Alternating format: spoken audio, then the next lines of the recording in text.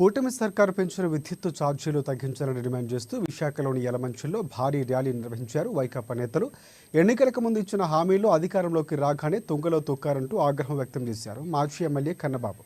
ఇప్పటికైనా ప్రకటించిన హామీలు నిలబెట్టుకోవాలని, విద్యుత్ ఛార్జీలు వెంటనే ఉపసంహరించుకోవాలని డిమాండ్ చేశారు. ఇక సబ్ స్టేషన్లోని అధికారులకు వినతిపత్రం అందజేశారు వైసీపీ నేతలు.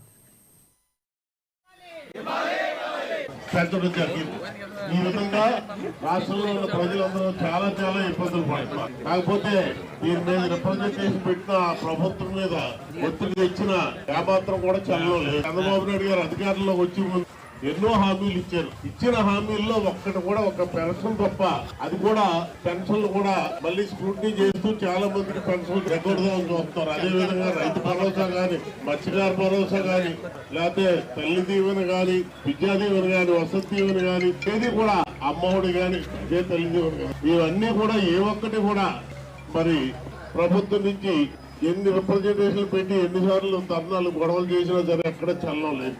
అంటే అధికారంలోకి వచ్చే ముందర మరి సూపర్ 6 అన్నారు.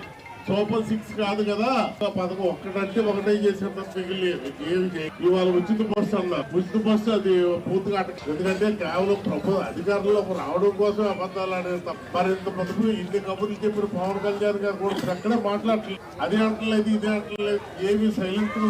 మరి అందువల్ల ప్రస్తుతం ఇమీడియట్ గా